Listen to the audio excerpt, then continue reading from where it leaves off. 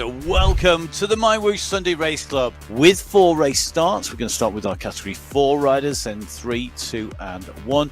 Our riders lined up in yellow, that is our category 1 riders, in green our category 2, in blue category 3 and category 4 in red. You don't want to expend too much energy early, but the front has gone off like a train. Expending too much energy early, I just seen 8 watts per kilo at the front of the pack and maybe a 10 in between, because that's not a pack rolling, that's a strand of spaghetti. Kaminsky, Safrazadi, Vink, Jones, all in pursuit. We're in with Safrazadi at the moment. He is in pursuit. He wants to bring these riders back. Kaminsky is on form. He got the guns out early on when we saw him on camera. I'm sure he's working hard at the moment. The man who is leading the charge, chasing down Avenue, he is Mr. X100. Come on, Mr. X100. He's on his way. Do you know what he's done? He's got 8 seconds on the bunch behind. He's bridging across. This will make 2 on the front. He's going to see the UCI banner signifying the end of qualifier race number 1 for November on the Sunday Race Club. Matt Munro Lenador is going to come across the line and take the win today in category 4. So your winner in category 4 for qualifier 1 for November, Matt Munro Lenador, takes the win today. Well, we'll see what happens in that run to the line. The man who's going to see the line first, he's come back. He took a 3rd place 5 times. He's got 5 second places. This will be his 24th win on the Sunday Race Club. Michael Vink, your category 1 winner, right clear of the rest of the field. What a way to take victory. Vink is coming behind him, but surely this is Jason Osborne. He's got to get around this right-hand turn. Well, this comes around the right-hand turn. He's going to see the finish line. The world champion for 2024 returns to the Sunday Race Club and takes the win. Jason Osborne in category 1 takes the win today. But this man is going to lead them all home here today at the summit of the climb. It is going to be Brian White who takes away his 2nd victory on the MyWhoosh Sunday Race Club. As behind him, Oviedo, East and Kirsnowski open this up. So White takes the victory. It's going to be Oviedo who takes the victory in category 3. Voilà messieurs, bonjour, ravi de vous retrouver sur MyWhoosh pour ce Sunday Race Club catégorie au départ, la catégorie 4 en rouge, les bleus de la catégorie 3, la catégorie 2 en vert et bien sûr la catégorie 1 en jaune avec les rouges qui vont ouvrir le bal. Des grands favoris, c'est un ancien champion du monde qui attaque maintenant, Andreasen, champion du monde en 2023. Et ouais, il y va directement. Ah, ouais, il essaye de lâcher Michael Vink. Une énorme journée pour Holly Jones. Une énorme forme là pour Holly Jones. Et Michael Vink qui fait l'effort au bon moment. La victoire dans ce décor 100% Halloween MyWhoosh. Et c'est donc Mac Monroe Leonador qui va aller chercher la victoire. Il peut déjà savourer bien sûr. Ça monte jusqu'au bout. Voilà la victoire de Mac Monroe Leonador ici à Wollongong. Ospina, Mister X100 sont bien partis alors que là on va presque rater le sprint de la catégorie 4 avec la victoire de Daniel Cadiz ou Yacine, Kaminsky, Jones et Safarzadeh. Voilà un petit peu une idée de la hiérarchie. En tout cas, voilà, victoire de Jason Osborne ici. Brian White est en mesure, oui, il est en mesure de l'emporter. Il ne sera plus revu. Il doit quand même continuer à pédaler. L'arrivée n'est pas passée. Il prend tout son temps. 20 km/h. Qu'est-ce qui se passe? S'il veut pas gagner, s'il veut gagner. Et en même temps, victoire de José Montero Oviedo. بسم الله الرحمن الرحيم. مشاهدينا الكرام، متابعينا في كل مكان، أهلا وسهلا بكم مع الانطلاقات الأربعة والفئات الأربعة. الفئة باللون الأحمر، الفئة الرابعة والفئة الثالثة بالأزرق، والفئة الثانية باللون الأخضر، والأولى باللون الأصفر. يتحرك بروس يتحرك، الكندي. عودة هذا الدراج الكندي بالمناسبة هو يلعب في فئة الماستر، خلي بالك.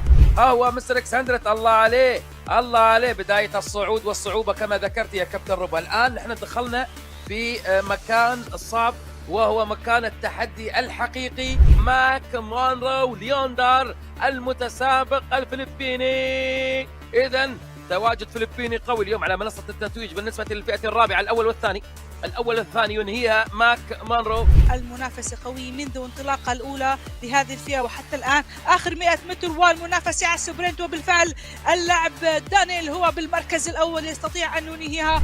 وجيسون أوسبورن بطلا للسباق التأهيلي الثالث لشهر نوفمبر. نعم، جيسون أوسبورن الألماني بطل العالم، بطلا لهذا اليوم. من الولايات المتحدة الأمريكية براين وايت إلى خط النهاية المركز الأول ويحتفل بهذا الإنجاز. وخلف مباشرة أيضا خوسيه مونتيرو للفئة الثالثة، بطلا للفئة الثالثة مونتيرو.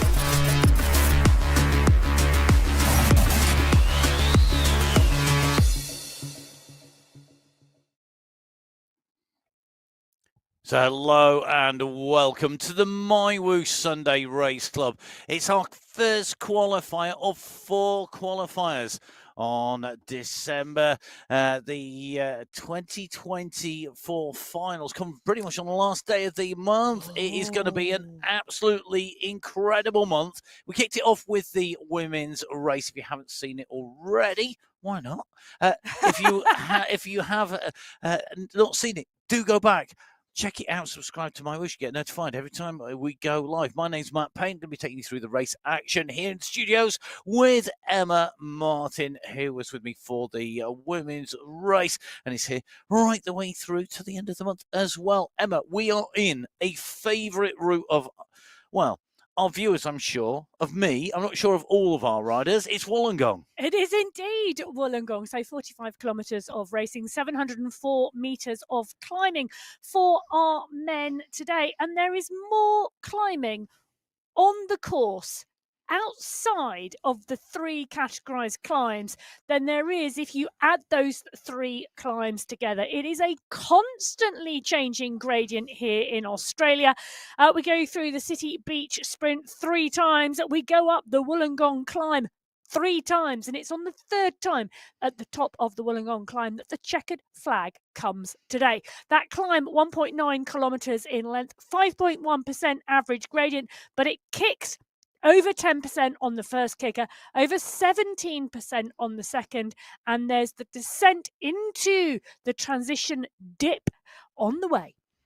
Watch out for the Vink corner en route as well. That is the bump that comes pretty quickly on the descent. It's the last little spike before the flat down past the pens. Our riders will be setting off and heading out across that route.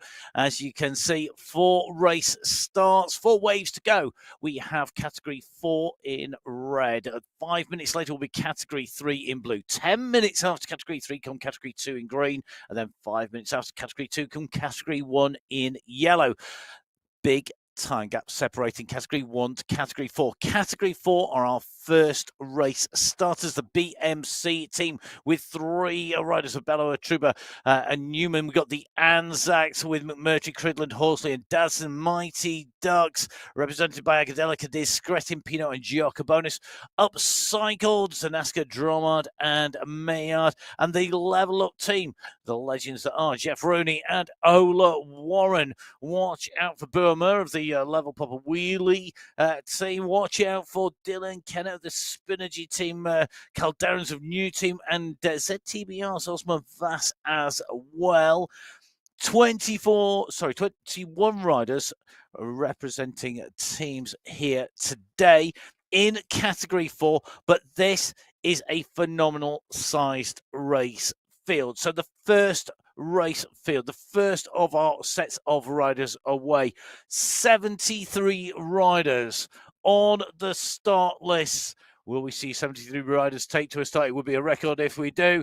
They're up, they're away, they're heading out of the pens. We're in with Kevin Horsley at the moment, and at 6.6 now, 7.5 watts per kilo. He's eager to get to the front. Well, he is indeed, and it's got company at the moment. I tell you what, John Wakefield is right at the front as well. And Wakefield, interesting, we've seen movement in the women's race, we've seen movement in the men's race, and some fantastic race performances over November in Category 4. But the size of this field, phenomenal. Abello's been going well, Rooney's going well, Cadiz, Cridland, Horsley, Kirk, White, Crillo, Montoya, Van der Zandt, Rusinek, Nogueira, Wakefield has come down into Category 4. I think he will go well. Roy, Labno, Pruitt, Demanuan, Francis, Driscoll, Llewellyn. I could go on, but 73 riders. There's not long enough in the Sunday Race Club to talk about every single one of them.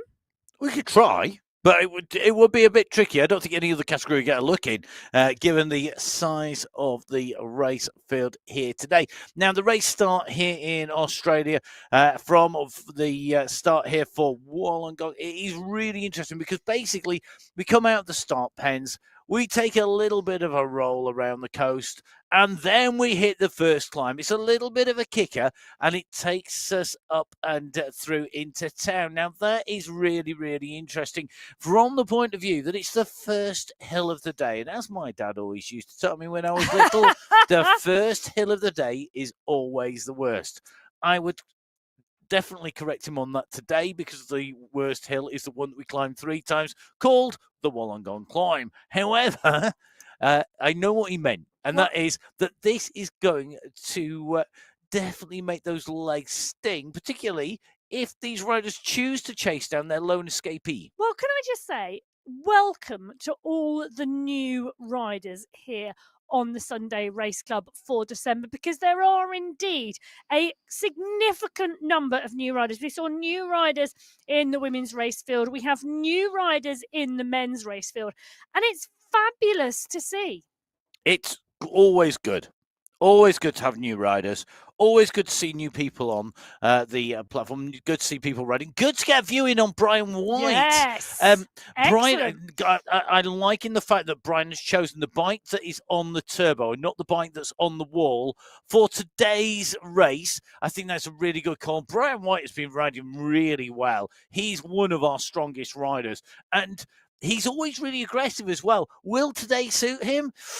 Have to find out. With such a big race field, there's always a chance that there's going to be somebody who brings a surprise. Yeah. And not all that long ago, it was Brian White. Well, yeah, indeed. And do you know what? He did spring a surprise. He's been riding very, very strongly. Took the win in the final last week as part and parcel of that level up squad.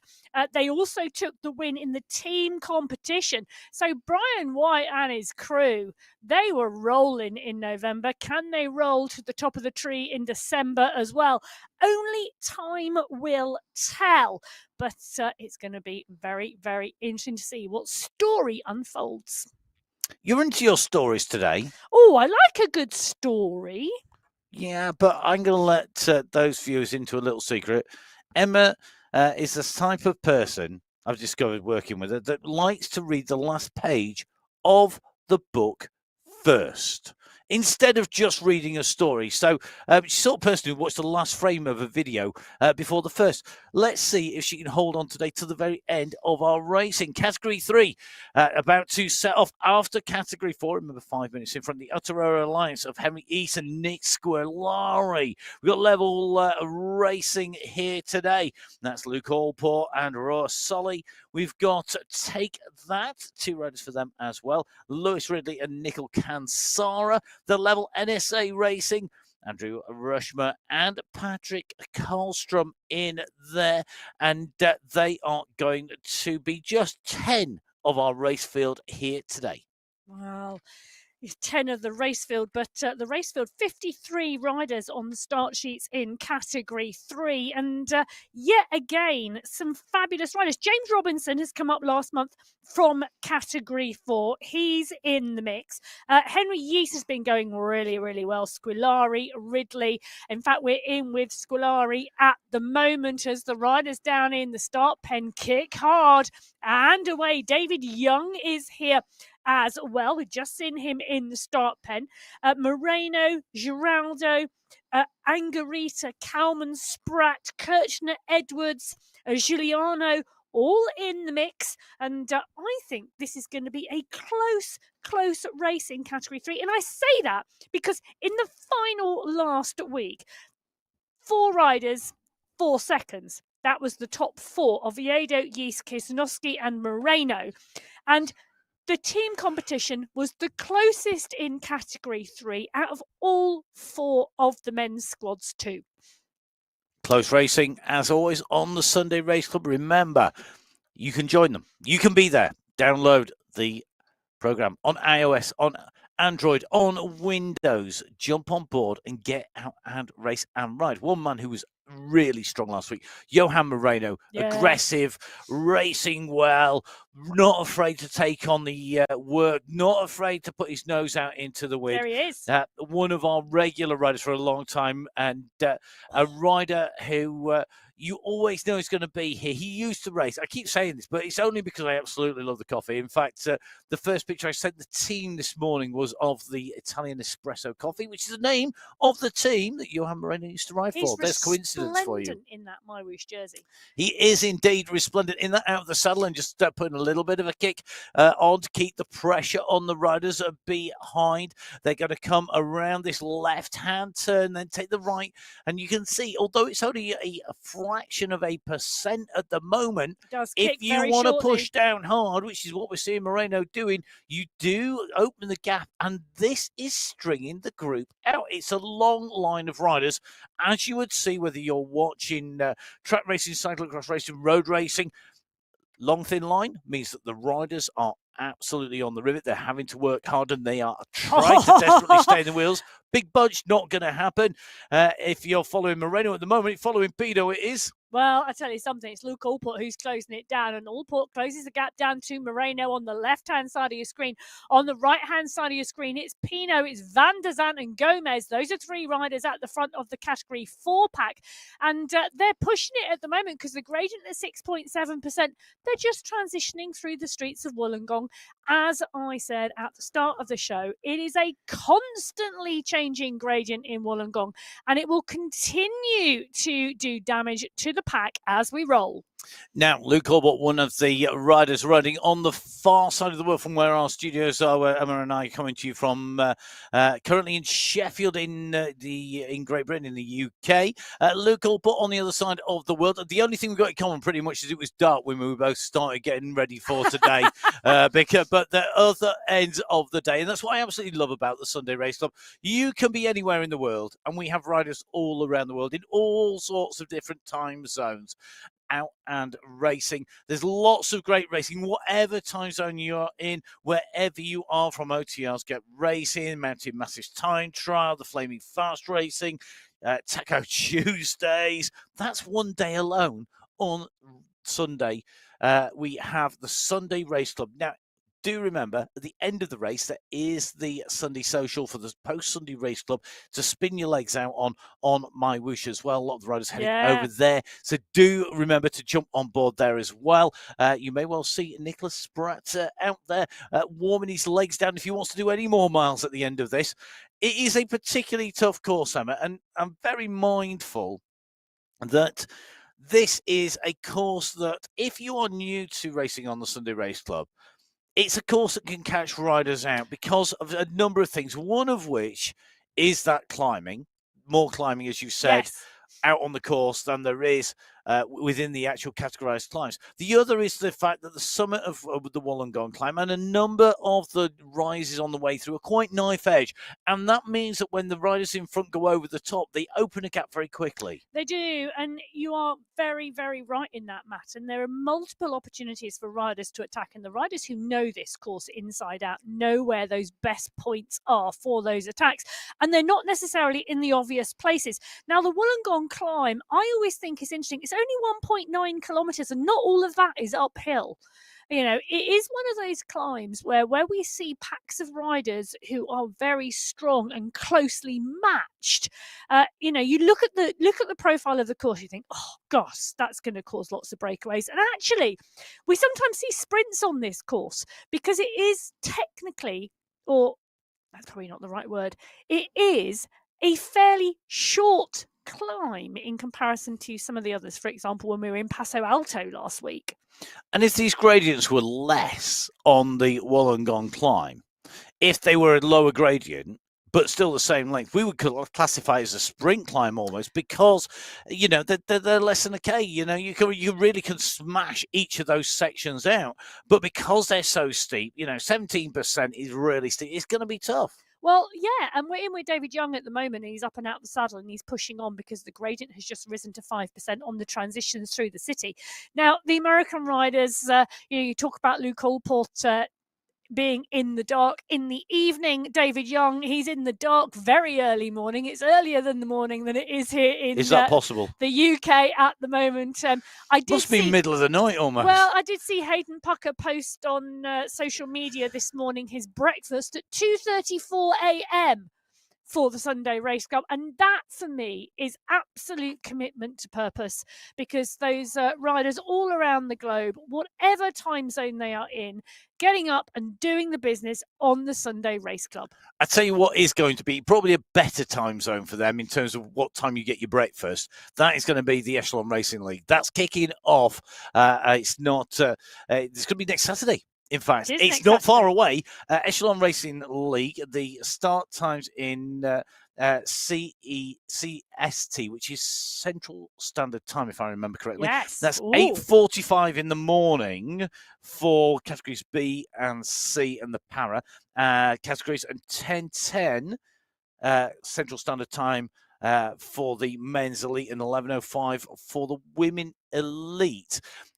Better time for riders in the States, or more conducive to more riders not having to have their breakfast at 2 o'clock in the morning. Echelon Racing League, there are 5 races plus the championship kicking off next Saturday. Emma is going to be on the mic with Echelon's Racing's regular commentator, and that is Brad Sonner. He's going to be with Emma.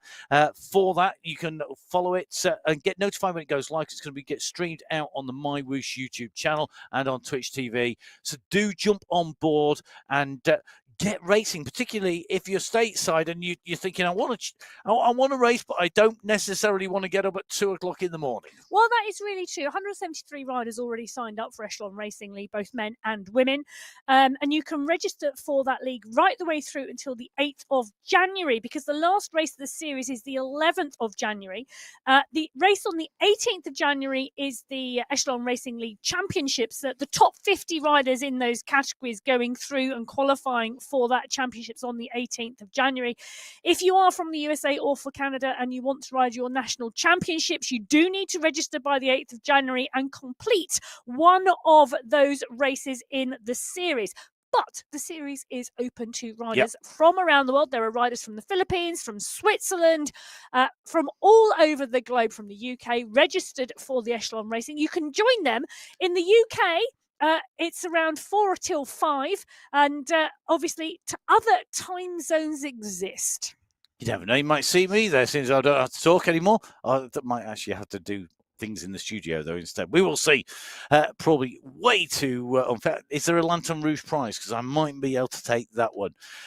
No Lantern Rouge prizes on the Sunday Race Club. It's all about getting to the front, and the riders who are going to be setting off next, chasing those prizes, are the riders in Category 2. Because Category 2, with 1 minute to race start, just in with Giselle Betty on the start line.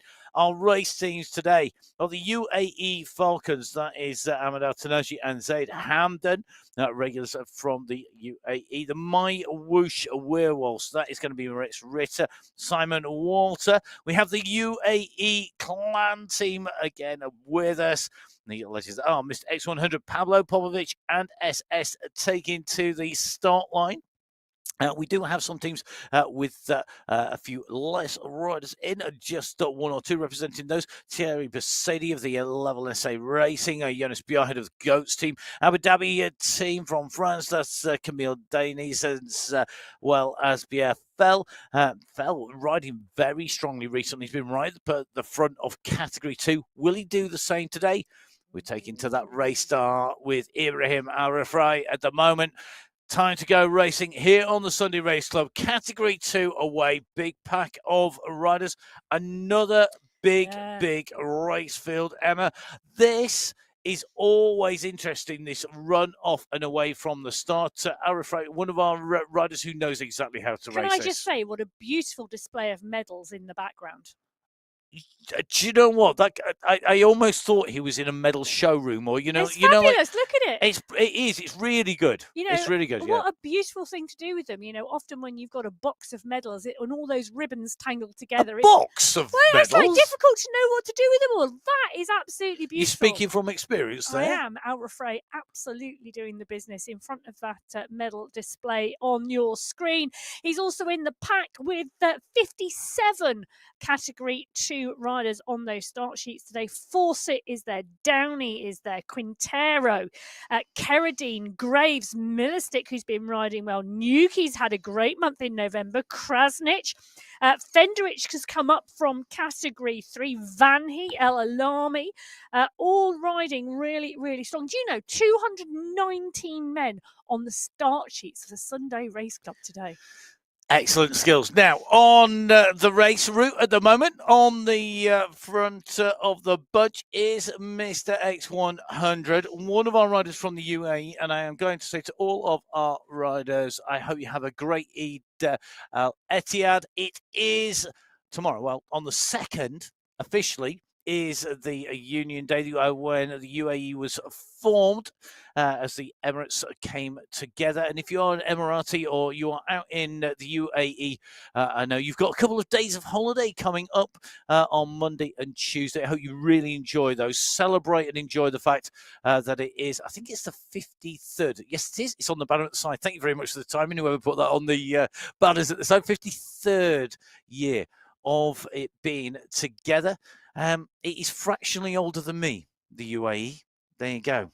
Formed together, but of course, ancient civilizations dating back. We actually go some past Al Ain, some of the ancient beehive tombs on the way to Jebel Hafit. They're 4,000 years old. So a place with a lot of history, and it's going to be a lot of fun, I'm sure, for everybody in the UAE. So happy Eid al-Etihad.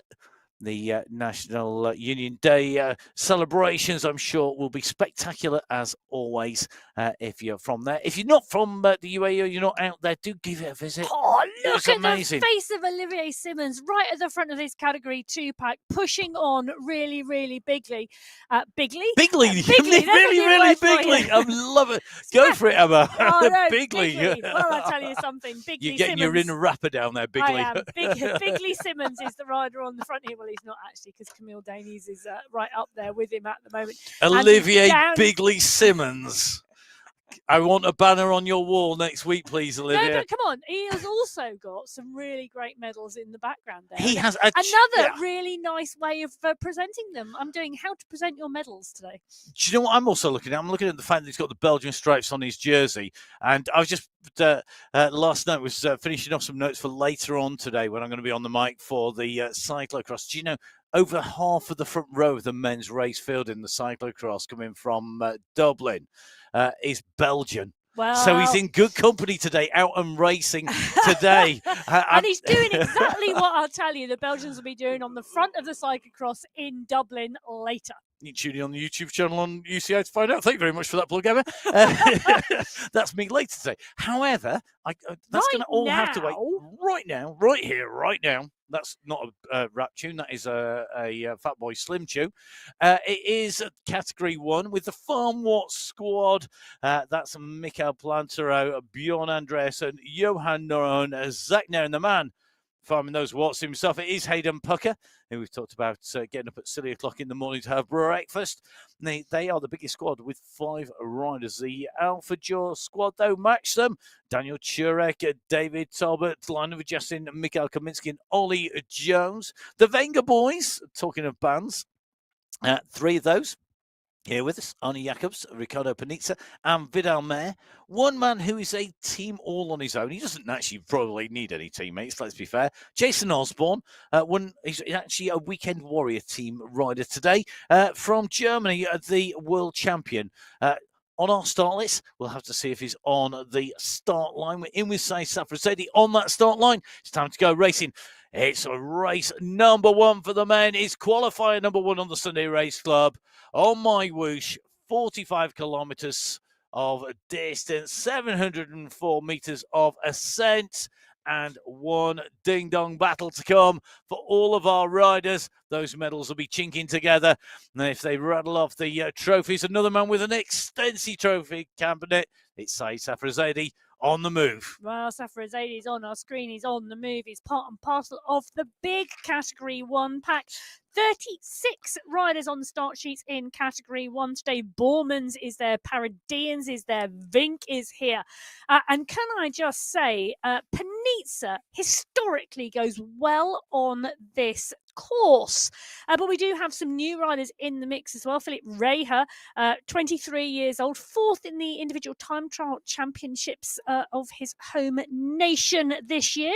Also second in the mountain classifications of the Tour of Norway.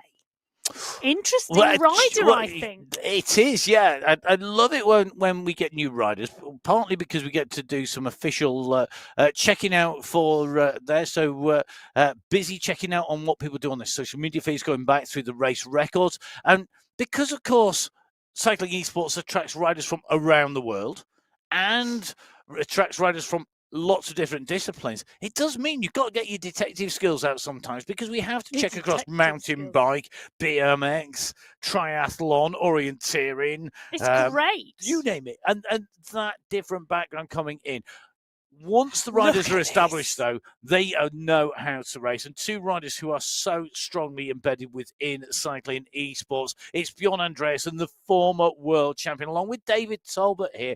Talbot, for me, is a rider who I have big expectations of, and I would love for today to be the day that he delivers that, because I just feel he's put so much work in. He's a great rider, and I don't think he's really had the rewards. Well, I'm not sure about that. Well, he's been on the podium. Don't get me wrong. He's had a third place, but a win for me surely must be on its way. Do you think? Yeah, he's really, really, he's strong. He can sprint. He can climb. He's a smart rider. He knows the platform. Will it be his day today? I think the biggest problem is everybody wants that top spot. I mean, he's part of the Alpha Jaws squad. You can just see we've got Lionel Vujassin at the moment, looking exceedingly animated right now. Mikhail Kaminski in the same jersey. And then Ollie Jones at the bottom. As you can see, another of our Belgian riders, a rider from Poland, Mikhail Kaminski, and Ollie Jones there, the New Zealand rider. Now, Jones is another rider who... He goes well. He went well last week in the finals on the Paso Alto. Finished second. It's a course that historically he's gone well on. That lived up to that historical sort of billing. What's Ollie Jones like on this, Emma? Well, let me give you a little run through, shall I? Go on then. Of some riders who go really well here. Back in February, qualifier 2 this year, it was Popovic from Kaminski. In January, it was Safrazadi from Van den Eekhout. A little bit closer in March, it was Kaminski from Osborne. In May, it was Vujassin from Paradians. And in November, it was Vink from Vujassin. So 5 times so far in 2024, we have raced this course in Category 1. There have been 5 different winners. The fastest time set on the course, qualifier 4 in March, 64 minutes 31. And that was Mikhail Kaminski. I was just looking for the through the Australia Wollongong course for Ollie Jones. I might have to answer my own question here. You can do that. Thanks. The best result I've found for him is a 3rd place. Now, Ollie, forgive me if I'm wrong here, because I am scrolling as fast as my eyeballs will move up and down here. But I think that is his... Oh, no, I've got a 2nd place. But that was back in September 22. I mean, that's how far back we're going. I don't think he's had a win on... He's got 15 wins in the Sunday Race Club. Yeah, but not on this course. But I don't have... They're not 100% complete, the records at the moment. So the data is being as fast as people's fingers can type. However, Well- there's a lot of race. We've been doing this quite a long time, Whilst- and there's a lot of races and a lot of records. Whilst people's fingers are typing fast, Kaminsky and Talbot's legs are going fast at the moment because they are pushing on here. And take a look at the stretch on this Category 1 pack on the bottom left-hand corner of your screen. You can see the damage that's being done. At 3.7 kilometres into the race, we've already got one of the riders dropped off the back of the pack, and the rest of the pack is strung out like spaghetti. Oh, we've got a spaghetti quote again. We had them on the rewinds. It's back again. Emma with the food references. I'm waiting for something a little bit more exotic than spaghetti. Now, Ivan Yuki, a man that we know is going to be up at the front. He's going to be right near the front. A man, I'm sure, who probably likes penny run spaghetti. Let us know, Ivan. I know you'll be on the message board. Do give Ivan Yuki a follow on social media. In the Abu Dhabi Cycling Club, his coach there. Oh, I wore my Abu Dhabi Inspirational Cycling kit. Club kit yesterday while I was riding on the bike. Did you indeed? I tell you something, it's an inspirational place to go. If you haven't been, if you do visit the UAE and you go to Abu Dhabi, visit the Abu Dhabi Cycling Club. There's a cafe there. There's a great display. There's a Wolfie's concession within there. And it's, given that it's not that far to Wolfie's main bike shop there as well. And there's some great riders, coaches, bikes, kit. It's a really nice It was heaving. Something it is really nice to see back is Michael Knudsen.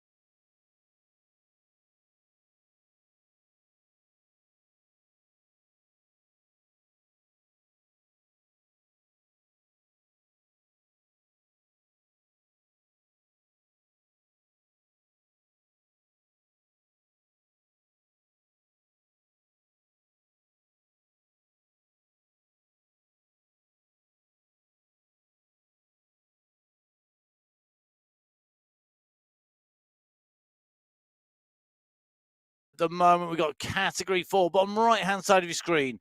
Well, of your screen, Category 3, Category 2, top right hand side, Category 1, top left hand side. 4 sets of riders leading this race out at the moment in Wollongong.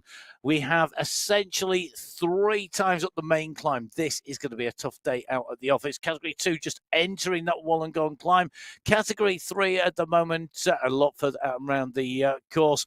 Remember, of course, all of these riders separated by time gaps at the race start. Well, they are indeed, and Henry Yeast, part and parcel of this group at the moment with Drummer and Kansara. Squilari is there as well with Kirchner and Edwards.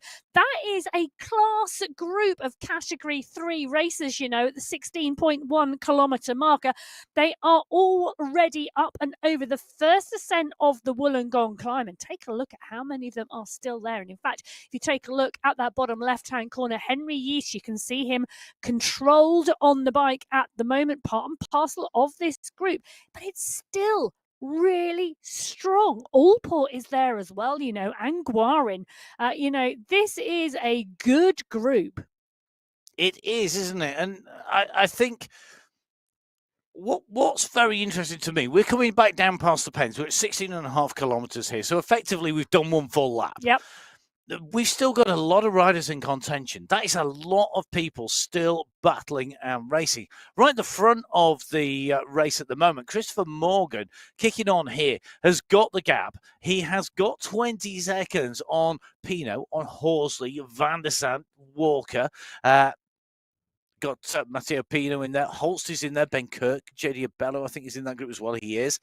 It's a big, big group behind. Now, One of our newer riders. It is one of our newer riders, but Morgan has gone early and he's gone hard. Have a look at the flag of Christopher Morgan. Yes. What's your flag recognition like? Hold on. I know it's tiny. Emma's having to look on the screen about 6 millimeters big at the moment.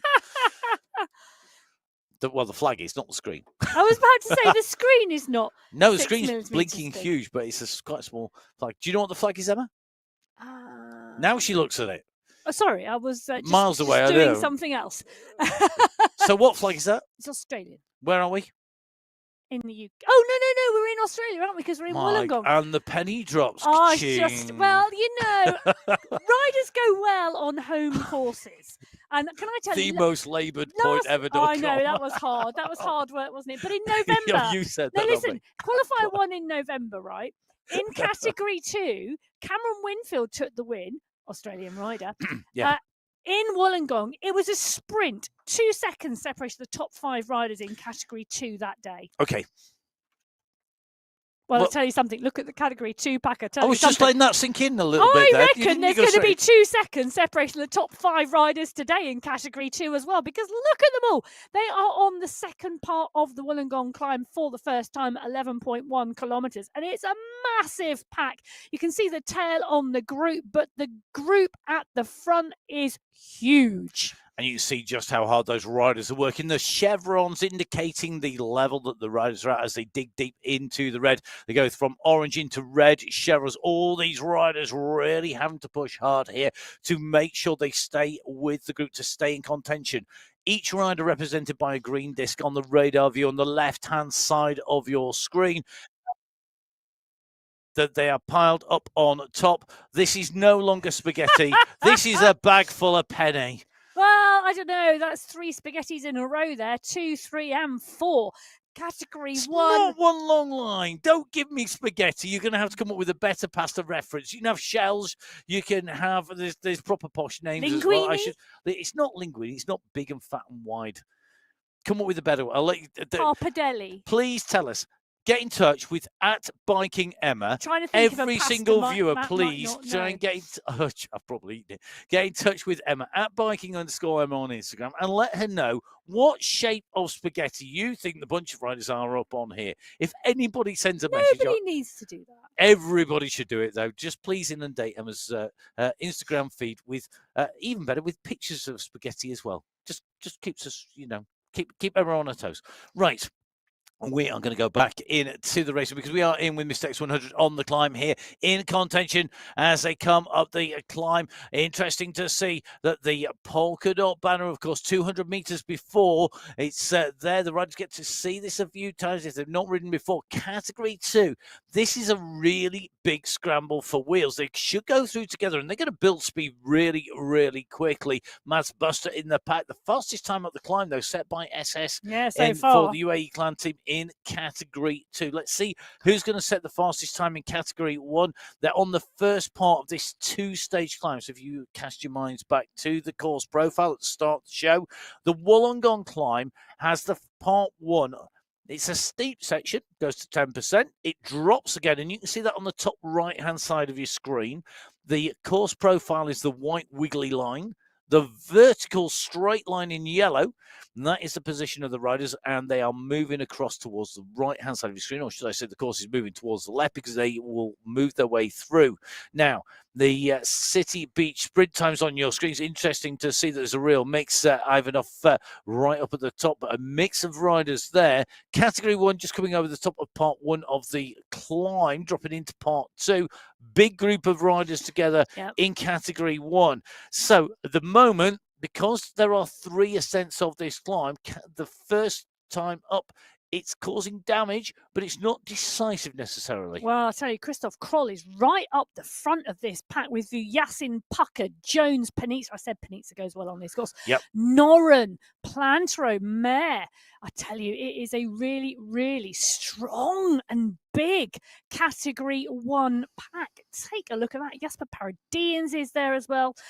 Casper Bormans, the medalist in the World Championships, the young rider, really, really strong here today as well. And look at the pack go, absolutely motoring up the climb. There's a second Category 1 pack group coming in fast behind, and they're coming in fast because of the momentum from the downhill and the transition to the second part of the climb. In fact, you know what? They're going to make contact with the back of the group. Fabulous use of technique on the MyWhoosh platform and using that momentum.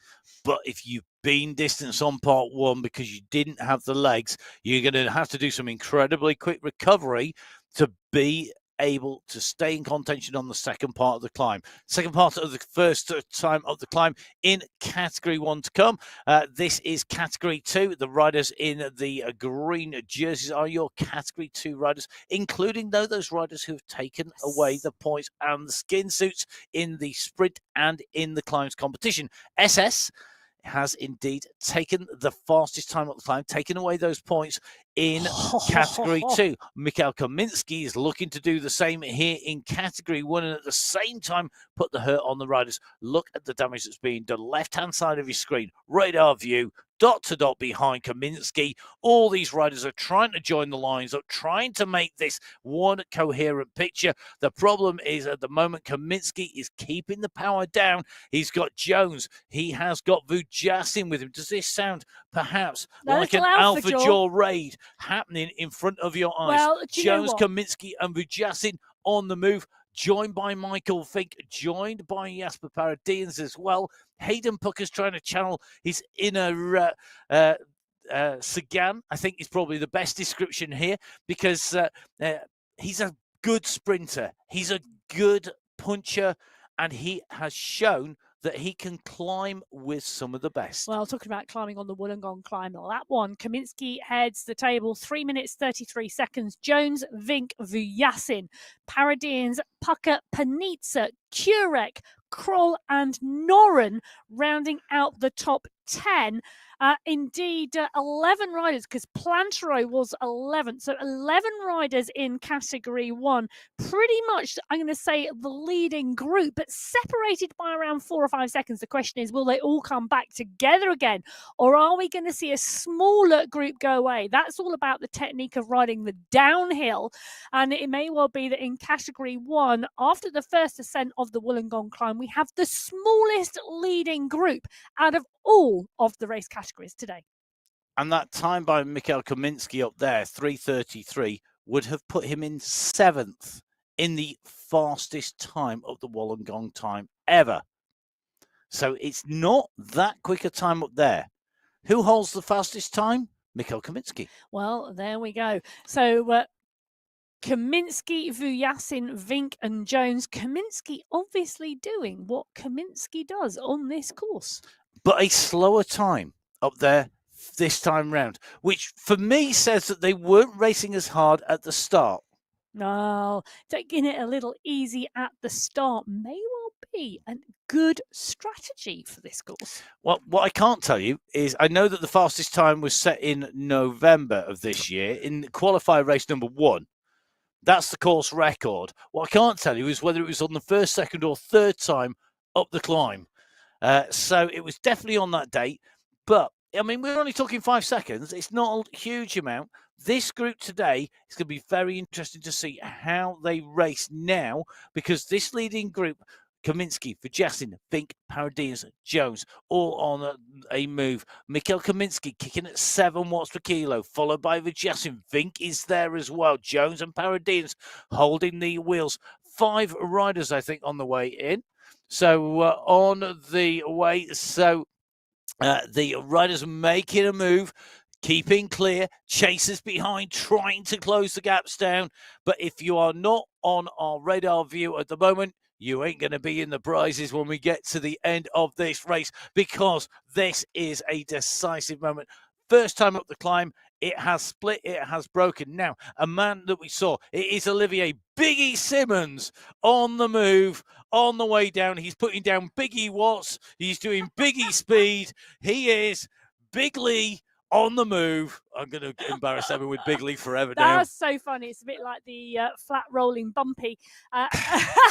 Olivier Big Lee Simmons. Oh, don't just because on the green jersey. Simmons is doing a cracking job here. I tell you what, Bird is absolutely chasing hard. So is Van He, and Betty SS is there and thereabouts as well, because this Category 2 race is being lit up by Olivier Look at the Simmons. chase coming. I know, and really doing the work here. In fact, the pace just coming off the front of the group now as the gaps being closed down. Nico, Betty, all in the mix, as well as the group really start to motor together. Look at the size of the chase group behind, though. It's a big group. SS doesn't want to go out of contention. He knows the danger. You cannot let Matthias Van He, Olivier Simmons, Bruce Bird go down the road. That is just like saying, oh, take the victory away from me, because they are just too dangerous. You've got to close it down. Now, heading into the Vink overpass, this is the left-hand spiral turn where Michael Vink has soloed to victory before. From this point in the race, are we going to see a wind-up from him? It's Vujacin leading this out. He does not want to let Michael Vink get a jump on them. Kaminsky's coming across to the wheel of Vujacin. They're the two riders on your screen at the moment. Kaminsky in the polka dot skin suit. Vujacin sitting immediately behind. White helmet, yellow jersey there. The man from Belgium sitting on the Polish rider at the front of Category 1. Category 2, Big Lee Simmons, the rider that we're following. In Category 3, Scolari, and in Category 4, it is Kirk. Well, it is indeed. 6 riders at the front of that Category 1 pack. The chasing group coming in hard. In fact, if they turned and looked over their shoulders, they would see them on the move. Simmons, part and parcel of the big leading group as they're coming back into Wollongong City, up onto the climbs at the moment. Squilari tightly in the pack.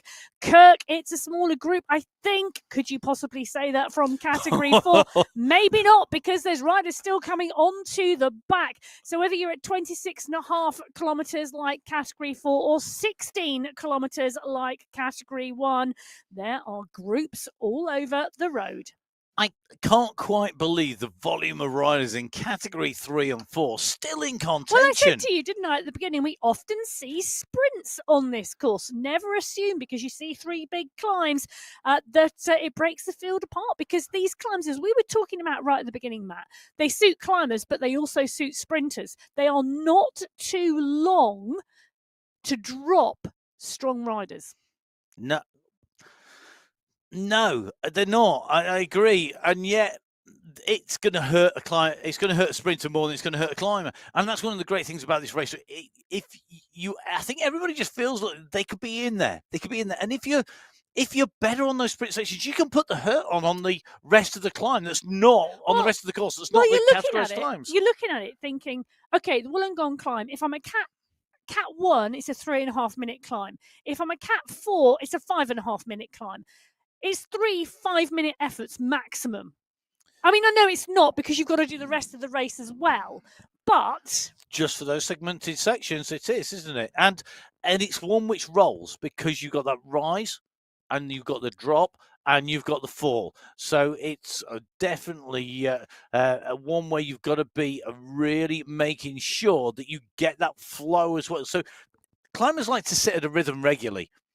They like to put a regular pace down. Certain riders just want to sit at a long pace. At the moment, because of the way it's riding, I think we're not seeing climbers being able to make the damage, and we're not seeing the sprinters necessarily being lost. But a lot of the time on this course, we see a solo move. We see riders in 2s and 3s. There's just so many riders, though, now. It's becoming harder and harder, I think. Yeah, 219 riders on the start sheets today. And, there's not that many on the start line, as normal in a race. But those who are here are really, really strong. And interestingly, Pierre Fell and Ivan Nuki being dropped from the group. I think Ivan Yuki is suffering from the fact that he has had an immense block of racing and riding in the Grand Fondos out in Abu Dhabi, as well as riding and racing on the Sunday Race Club. I think there's been a lot of mileage in there, and maybe this week it's taken its toll. The man with a hammer has come out, and Ivan Yuki's the man who's been hit.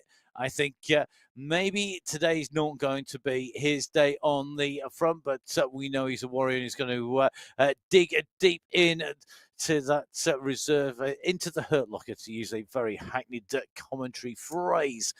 Now, Emma, just a quick look as we look across into Category 1, who are attacking again. Mikhail Kaminsky. This is this section. We've just come out of the section out from the pens. Mikhail Kaminsky's on the attack again. He really is aggressive this race. Yeah, he is indeed, and really decided that today is the one he wants. And take a look over his shoulder, because Vujasin, Jones and Vink are 3 seconds behind. So Kaminsky, you can see him on the bottom of your screen, and you can see the level of work and the effort involved here. He's got it's a grimace almost on his face there of hurt, with the fan blowing because the attack is continuing. Paradians joining Vink and Pucker. He's desperately trying to ride away from the group of what was 6 riders leading that Category 1 race. And Category 4, the other end of the spectrum, they're the riders who set off first. They're on the climb.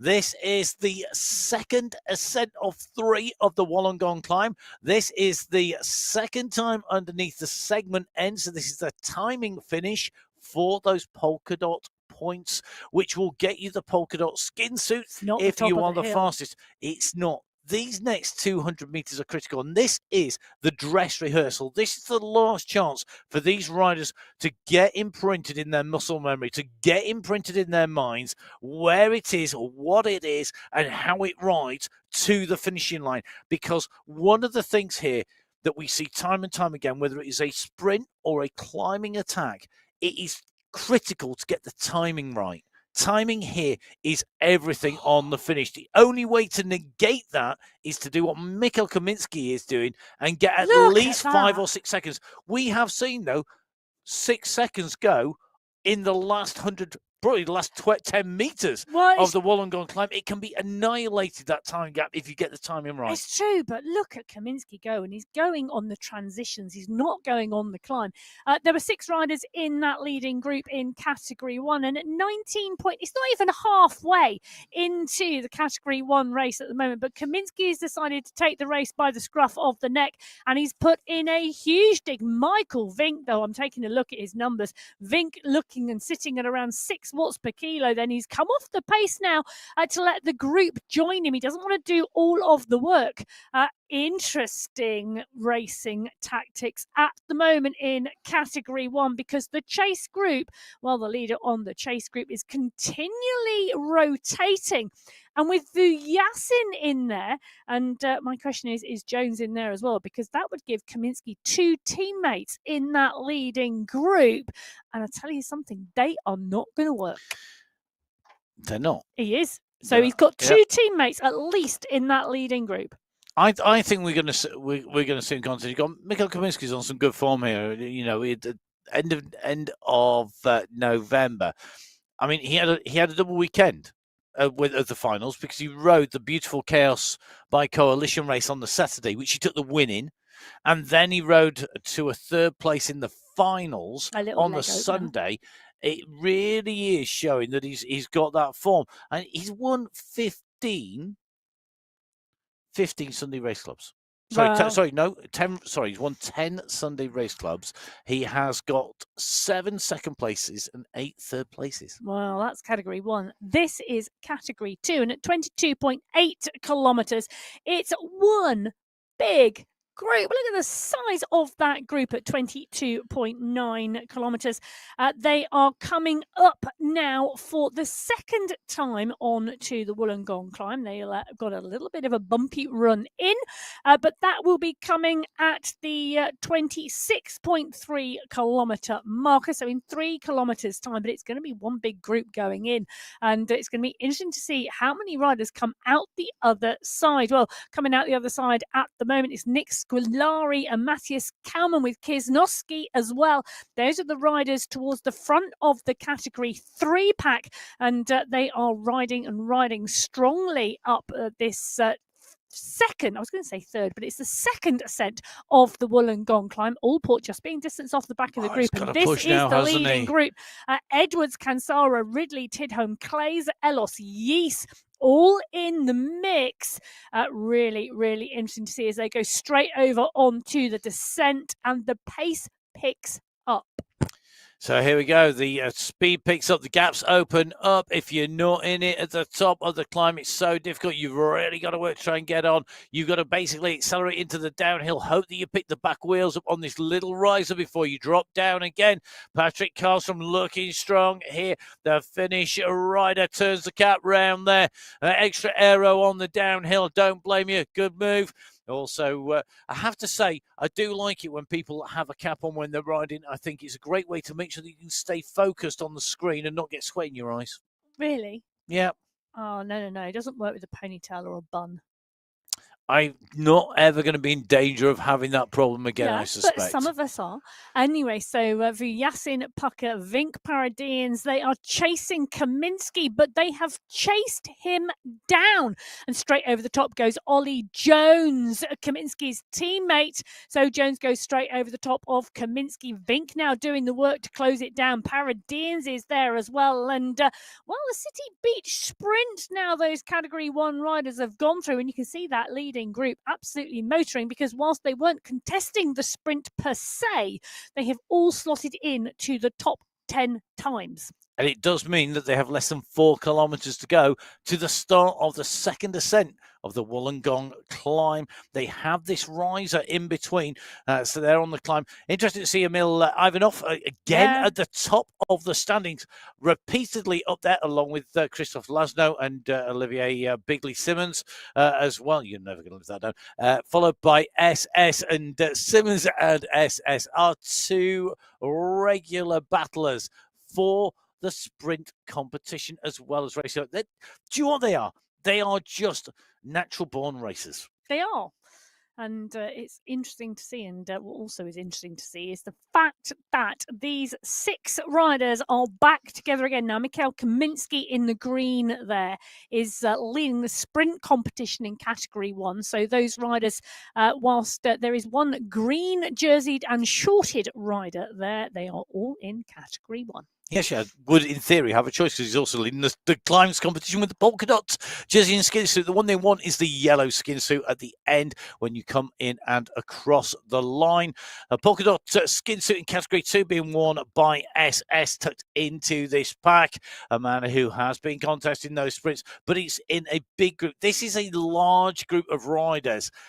Very difficult to make a break and make a move. A bit further back, we're just in with Ibrahim Naoufrey, who we saw earlier on our screens. He's got a company, Camille Davies of France, the rider that's there. I think Montoya as well, not all that far away from them. And then if we take a little bit of a look back, we're actually going to see Category 1 on the way we as are well. indeed. Category 1 are coming, and this group of riders will see them shortly. So as they continue to push on and work their way through the back of the Category 4 race field and on to an attempt to get back onto the group. This is the head of the Category 2 race, and this big race field now at 26 kilometres. They've got 300 metres till they see the Wollongong climb. In fact, if they look up, they can see the polka dot banner now signifying the start of the Wollongong climb for the second time. And it's Nico and Quintero, Graves and SS, Mendakowitz and Bird, Betty and Bengston, Gombert and Allingen, who are going to come into that climb together. And the nerves must really be jangling in that big bunch. When you're in a smaller group, you know that you're going to have to work hard all the way around pretty much. When you're in that big group, you take in rest. And that moment of rest is often the moment when you then start considering, well, when is it going to go? And too much thinking can sometimes be a bad thing when you're racing on the race route. When you are coming into a climb, you need to just get into that moment and race, not get yourself out of it and think yourself out of the race. Now, jumping in with Category 3, in with Henry East. At the moment, they're at 32.2, the leaders. They've gone over the second ascent of the the Wollongong climb. They've gone down the descent and they're off the other side. They're just picking up Jeff Rooney here. Good to see Jeff working to stay with this group. The Category 4 rider jumping in with the Category 3 group. Jeff showing his experience on the platform of riding in the group and making sure he's using that draft advantage, hiding in the group. You can see Jeff's numbers regularly in the green, which means that he's in the draft rather than in the wind, making sure that he uses this group as much as he can to save him energy, to pick up pace and speed, potentially picking up positions, because this group will help him, and it may well be that they're going to get back on the group in front, and really can pick up the group that he's just been distanced by, and that's going to put him back in contention to come down past the pens with the seat to the left, bringing Wakefield back too, which is really, really interesting to see. So the Category 4 riders getting a tow from the Category 3 group and bringing them back potentially onto the next group ahead of them, whilst Clay's doing the work here at the front of this Category 3 pack with Ryan Drummer, as he's gone past Henry Yeese and Patrick Karlstrom, working hard with Dorvin Ellos to come back. Now, Ellos has been riding well recently, Matt. He has, and I think this is the sort of course where if you are feeling good, it's worth, I was going to say like 10%, but I'm not sure it's even that it's even more. It's worth that extra little burst. It's worth that extra power. You just feel good. And it's a course where if you're feeling good, you can make the most of it. Well, if you're feeling bad, you're going to have a bad day. Clay's going really well here. He is, but you can see the work and you can see the effort to be at the front of that Category 3 pack. It doesn't matter what race field you are racing in. It's a hard race on the Sunday Race Cup, and that's why they're here, because that's what these racers want. Well, Vink, Kaminsky are in the mix here. This is the leading group, and I was just taking a look because Daniel Turek is leading the charge behind, but the gap now at 38 seconds. Panizza is in that group as well, and I did say at the start of the show, Panizza tends to go well on this course, and he's in that chase group and right at the front of it. So top 10 at the moment for Panizza in Category 1. In Category 2, Mr. X100 at the moment leading this group of the climb. Olivier Simmons, Patrick Skierski, along with Matthias Van He, SS, Phil Grace, all in this pack. Nick Cohen here, John Brun in as well. Khan Kayan in, Bert Kayan, both in the mix. It's Van He on the left of our screen in person. On the big screen, it's his avatar. We're following 69, the cadence at the moment, out the saddle, stamping those pedals around as Van He goes up here. This is a course Van He goes well on. He does. He really, really goes. He is that rider who's not a pure climber, but he is a pure racer, and he races this to his strengths really well. It really does show, and you can see here, I mean, he's on the chase here of SS. Well, he is indeed, and Nick Cohen, Simmons, X100, all doing the chasing as well. But look at the size of this pack. There's 20 plus riders still in the mix here as they go underneath the polka dot banner, signifying the end of the Wollongong climbing segment. There's still around 200 meters to go till the top, and it does keep climbing, and it climbs steeply. So as the Category 2 pack roll through, we can confirm 19 riders in that group. Great minds think alike. I literally went for the same numbers to see how many were in there. Fools seldom differ as well, to finish the phrase. 19 riders. And I was just thinking that because this is a large number of riders. We're going over this for the second time. This was a chance to slim this group down. But you need to get the majority of riders. If you're going to split it down, you want to take 20 away and leave 10 behind on that climb. That's not happened. What they've done is they've come in with 20 odd and they've come out with 19. They've not slimmed that down. You can't go away on your own with that volume of riders. There's just too much draft in there. This could come down to a 19 rider battle on the final climb in Category 2. Oh, yes. And that is going to be absolute. That is going to sting and burn, because that is going to be a brutal battle to the line. Now, back with Category 1. This, I mean, it's with 6 riders. With the 6 riders here, they all have to work. They can't afford to ease off. There are riders chasing behind who are absolutely class, and if the opportunity is there, they're going to take advantage. But on to the climb here. Jasper Paradines, another rider who potentially, this could be his day. Well, it could be indeed, and I'm just wondering where Pucker is. I can see he's behind Vink, but is he in the mix? So Jones on the front for Yasin Paradians, Kaminsky and Vink, Hayden Pucker as well. Really interesting to see what is happening in this group on the second ascent. I think there's a small gap, but it's not too big at the moment. There's going to need to be a push. There's only about 200 meters to go until the top of the climb. There's another 200 meters till they go over the knife edge. This has got to be absolutely instrumental in the decision making of this race. I think the group of 6 is down to 5, and I think it's Hayden Pucker who is off the back of the group, but not too far. Needs to harness some chasing power. Have a listen to the Inside the Ride podcast with Peter Sagan, particularly the a bit about the Doha race and the chase back there by Sagan. That's what we need to see from Pucker. It is a gap, but it's not a big gap at the moment. So Jones, Kaminsky, Vujasin, Paradians and Vink go over the top of the climb together. Hayden Pucker just distanced, but not by much. He's going to have to work hard. He's going to have to work strong because he is on his own, but he's going to have to utilize the downhill if he wants to get back onto the group. So will he be able to make it back? We're going to have to see. His time comes in 6.596 of a second down. That time's the time that he lost on the Wollongong climb. But remember, we've gone over the top now. We're dropping down into the descent. The group in front has volume and numbers. There are riders between Pucker and this group, but he's going to have to work. So let's dive in with our leaders at the moment. Category 4 leaders at the moment, 38k. We've got 36 and 36.9k coming for Walter Glaze, leading Category 3.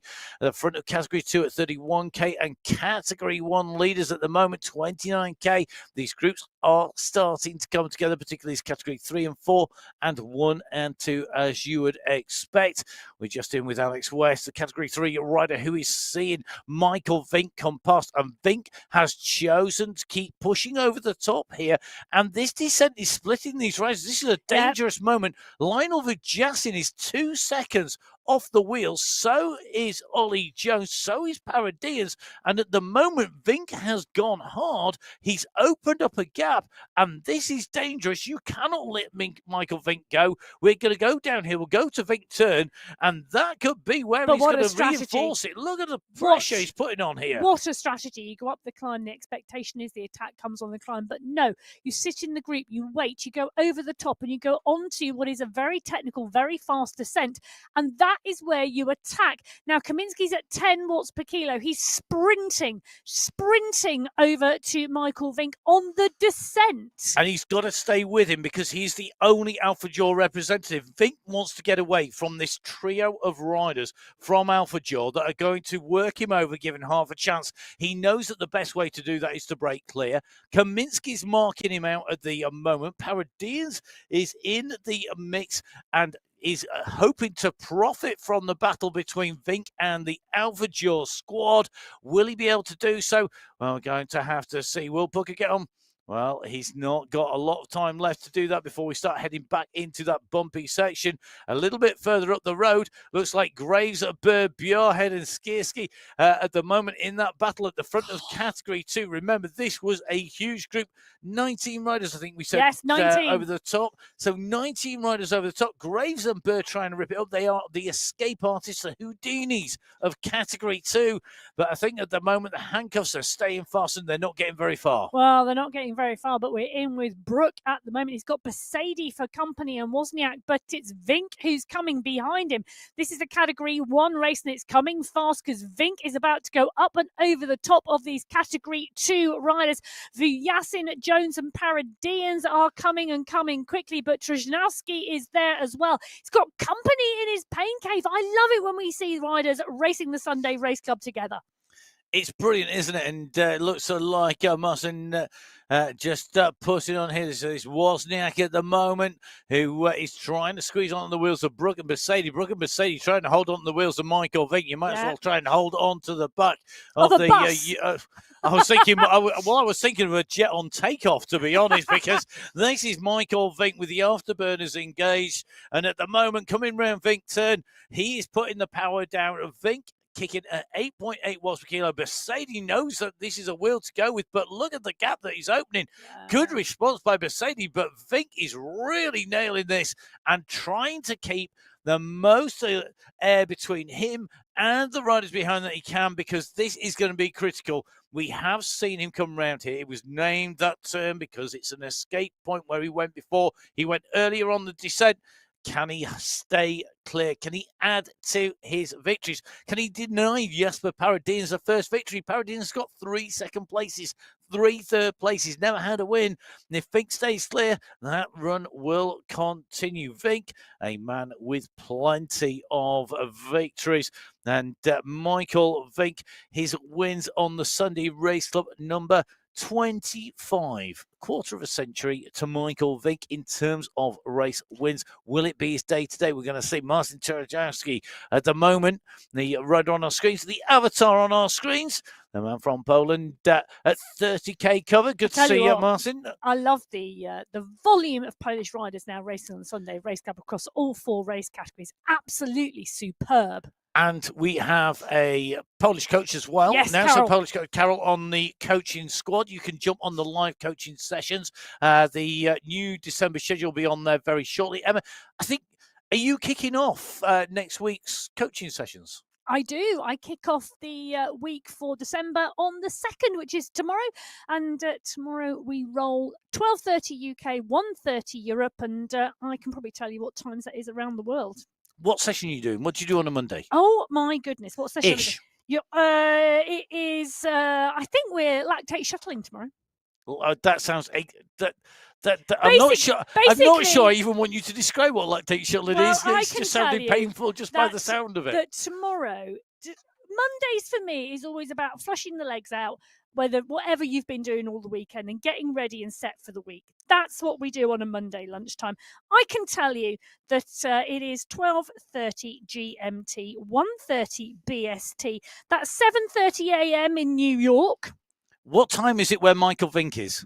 In New Zealand. Well, it's 1:30 AM at Christchurch, New Zealand. It's 11:30 PM in Melbourne. Well worth getting up for. Don't worry about what time of day it is. 6:30 AM Central Standard Time, which you were talking about earlier on, because that is in the US. If you're an early bird in the USA, you can join me. And otherwise, I will see whoever is there. Quite often, Katie Bago joins me on a Monday. This is one of your regulars. She is. She does tend to join on a Monday, which is lovely to see.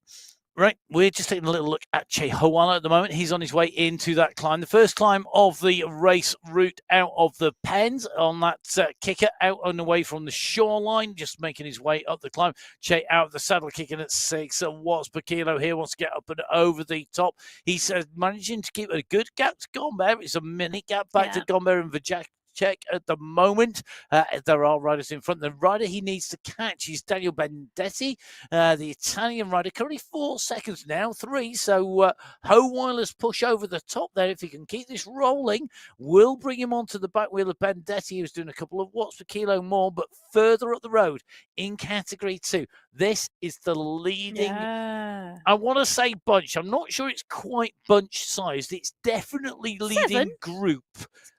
With the exception of a certain Mr. Bird. Bruce Houdini Bird. He is well and truly up. Well, he's off the front. Well, if you call somebody bigly, I can call him Houdini. Well, he's 6 seconds off the front of this chase group of 7, and then it's not far back to a larger chase group. So we had 19 riders in the leading group in category 2. We saw Graves and Bird doing a lot of the work on the front, and Bird now down the road, solo leader, 7 riders, including Graves, in the chase group, and then the rest of the group, which should be 11 riders, chasing hard behind. They're at 36.2 kilometres now.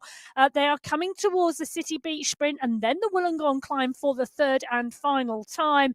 It's going to be a close race in Category 2. It's going to be a close race in a number of the other categories. And Category 4 are the first race field to go through the polka dot banner. It's the final time up the Wollongong Climb. Tom Walker, 9 seconds clear off the front of the group. At last count, there were 13 riders at the head of the Category 4 race. Category 4, big race field. Quick reminder, 73 entries. Currently, that race field are going to be battling up the final few kilometres here. We start the climb of Wollongong Climb at 42.9. Betty's got a lefty. He's got a Cannondale on the wall, a bike which has one fork blade. Yeah. I know you really get excited by that, but I just find it messes with my head. It does. It just is, yes. Yes, I like symmetry on my bikes. I know. Well, No, at least in people who vision, have them love them. I know they do. They really, and they're very effective and win lots and lots of World Cups and mountain bike World Cups and World Championships. And clearly, you sail Betty, a rider who is a multidiscipline, mountain cross-country mountain bike in the background. At the moment, though, in the Pain Cave, he is at the moment in this leading group. They are chasing the rider up in front. Bruce Bird still has that gap. Jonas Bjarhead here out the saddle, a man with even more bikes. N+1 always applies. N being the number of bikes you have, +1 is the number of bikes that you should have. I love the big screen, though. That's exactly what you need. Well, particularly if you've got eyesight like yours. Well, I have a setup almost exactly the same with a very large screen in front of me. But Bjarhead X100, they're chasing Bird up the road. He's 6 seconds at the moment, but the chase group is strong here. X100, Bjarhead, Mendakowicz, all in the group. It's down to 5 seconds. How long can Bruce Bird stay out? Can he stay out the whole way? Will he make it to the top of the Wollongong Climb without this group coming up onto his wheel? So going to be hitting that 38-kilometre marker, and that indicates we've got 7K left to go for Bruce Bird. It is not all that different because it's going to be 37 kilometres covered and 8K to go for Michael Vink to our race finish at 45 kilometres. The last couple of K uphill. Remember that with the Wollongong Climb, it kicks off at 42.9K for its final ascent. Riders in Category 4, big group hitting those slopes. Category 3 on the way into the slopes. They're the first riders away and the first riders on to that final climb.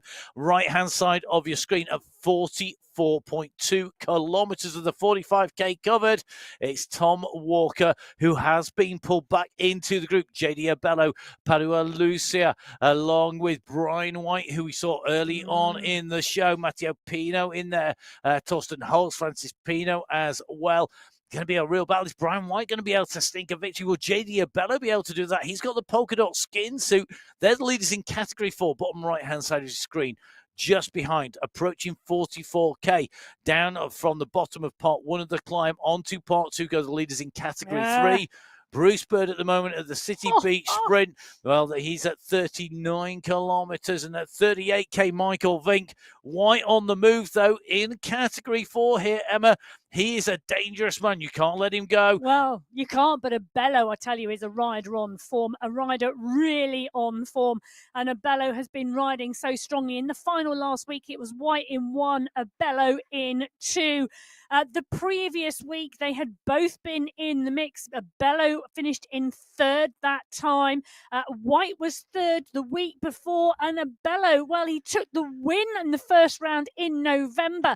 Can he replicate that in December, or will Brian White top the table today? Pino is in there as well. So is Walker and Holst. There's a lot of riders still able to win this Category 4 race today. And Brian White took the win in Wollongong in September.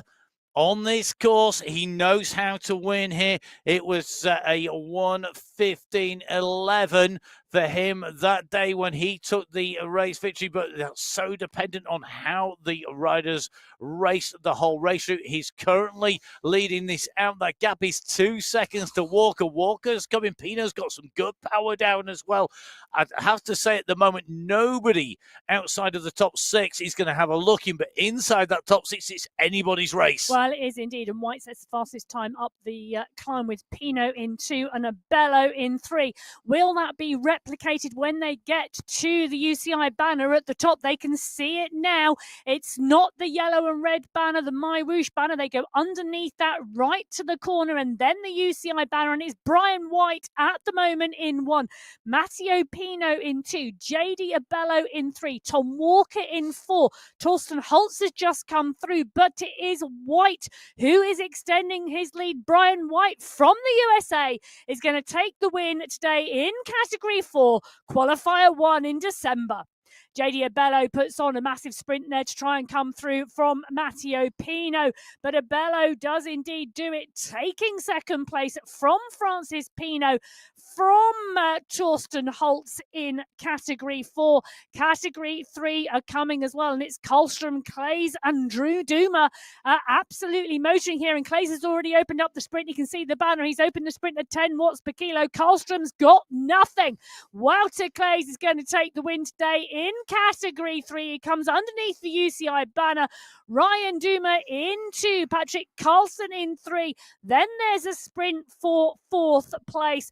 Whoa, it was close in Category 3. It is indeed Garin who takes 4th place. Yeast takes 5th. Elos 6th. Ridley 7th. And I think that is Walter Clay's 2nd win on the Sunday Race Club since he's been racing. I'm waiting for confirmation, but I think he last won back in December 2023. So it's congratulations and to it was Walter the 3rd of Clays. December. So he really goes well at the back end of a year. Fantastic stuff, Walter, and well deserved. He's raced really strongly over the last few weeks, months, year really. But I love to see December. patterns. I'd say Merry Christmas. We're a little way off there. Happy Eid al-Etihad, because that's going to be coming up tomorrow. Now, I don't think we're going to see a solo winner from this group. Bruce Birdie's up the road. 15 seconds now. I know, but he's at 41.7. He's on his way. He's got 1.2k to the start of the climb. He's pushing all the way in here. But we know Bruce Bird tries to get a gap coming into a climb. It's a tactic he's used before. He's using it now. It will give him sliding room, but there are some fearsome climbers in that group who are really, really good on here. Yeah, they're really, going to have really to good. be quick, though. Maciej Mindakowicz is my tip for the top on this one. Ooh. I'm saying that because I know this is a course that suits him. It does. You are very, very correct. This and Belgium, I think, are the 2 courses that really suit him. Yeah. It's short, it's sharp, it's brutal. And steep. There's no rest either. No, and I think he just really excels on those types of courses. But at the moment, it's Bruce Bird who's excelling at the moment. You know, he's got around 200 metres, 250 metres on the chase group now. Phenomenal effort. And the rest of the riders sitting and waiting and thinking they're going to maybe close the gap on the climb. But I'm not sure they are. Somebody else who's got a great gap now, and it's Michael Vink. He's 20 seconds clear of Paradians Vuyasin Jones et al. So we now have Category 1 and Category 2 on our screen. Lone leaders in both categories. We saw sprints in Category 3 and in Category 4 with close racing for that final UCI banner. We're going to see 2 lone winners in Category 1 and Category 2, Matt. No. I'm going to be really. I would love to see that. Bruce Bird, he must be due a reward for all of these. One of these days, he's going to go and he's just going to get it. Like you see the lone breakaways go on a Grand Tour, and everyone's like, "Yeah, see you later. We're going to have an easy day behind," and then they close. We'll close you down. Don't worry. Then they don't do it. They don't make it. They mess it up. And it could be the day that Bruce Bird does this. And if he does, all power to him. But the odds are not in his favour. However, one man who always does defy the odds is Michael Vick. So I think 1 out of 2 is going to be the wins in terms of solo wins. But to tell you something, Bruce Bird could have his timing right. He's on to the climb. He's out of the saddle here. His avatar is at least, and I think he's in real life as well in person because it's at 77 cadence at the moment behind the chase being led currently. Mistakes 100. It's 12 seconds the gap.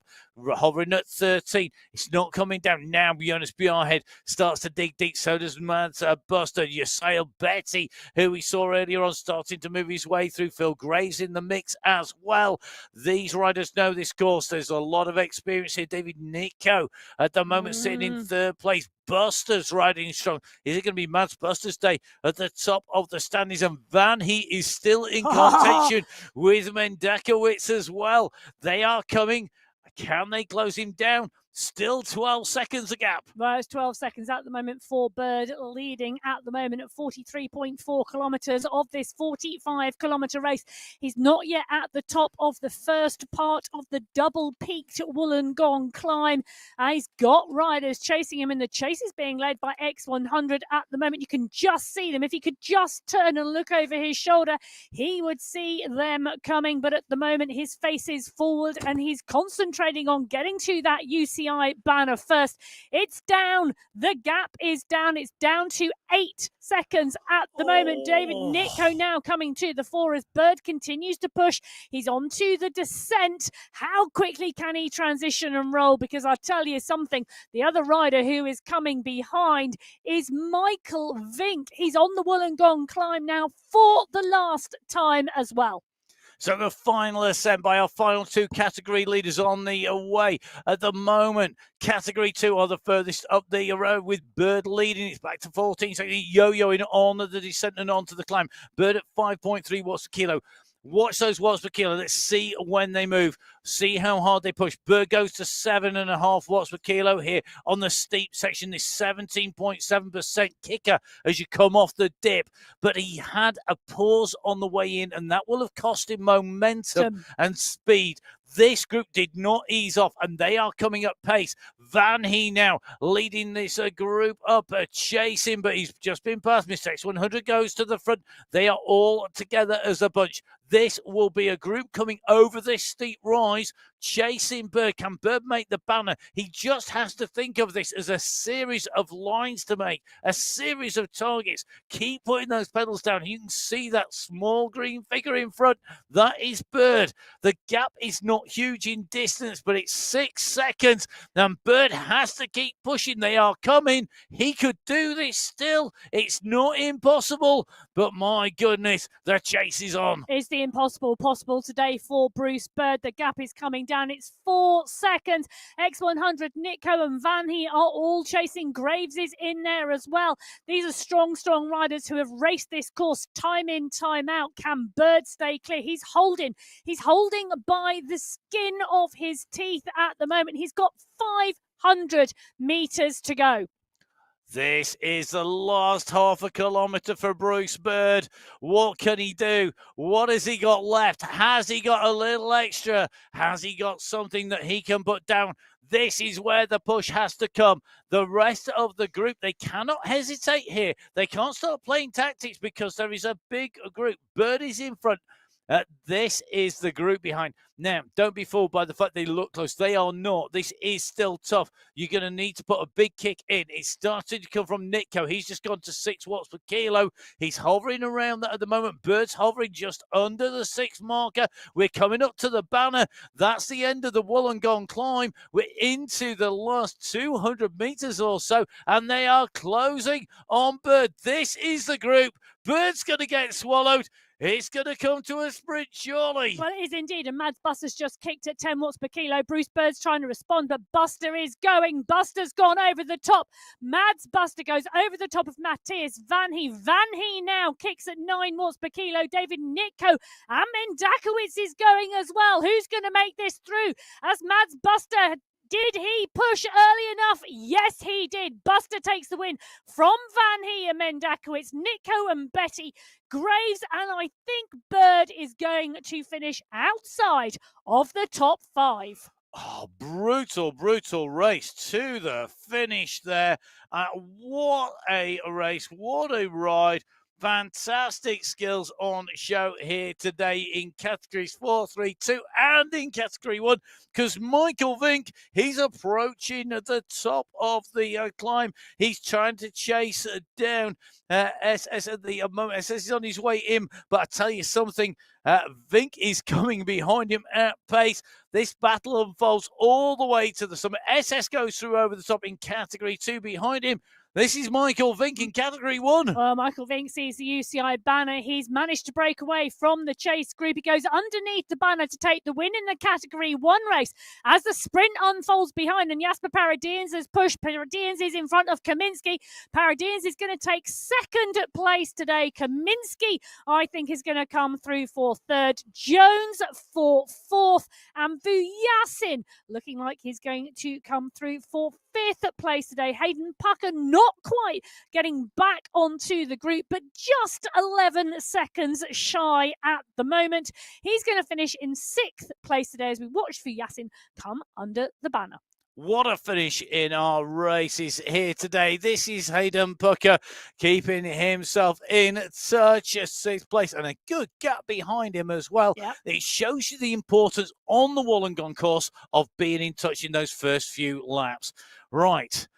Deep breath. Let's take a look at the results. Great racing. Fantastic racing. So in category 1, Michael Vink taking the win, 1 hour, 3 minutes and 50.435 seconds from Jasper Paradines. Second place again, going to be looking for that win. Mikhail Kaminski takes third place. Ollie Jones in fourth, line with Justin in fifth, and Hayden Pucker in sixth place.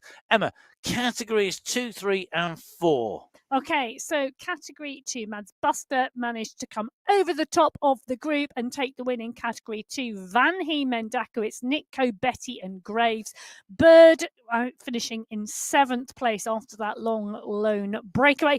Wolf Clays takes the win in category 3. Duma, Karlstrom, Guarin, Alan in category 2, Yeast, and then Elos in that category 3 race. Obviously, times are where we are at on the results. In category 4, it was Brian White who took the win from JD Abello, Matteo Pino taking third place, Torsten Holtz, and then Tom Walker rounding out the top 5. Can I just say, Michael Vink's time of 63 minutes 50 seconds, the fastest on this course this year.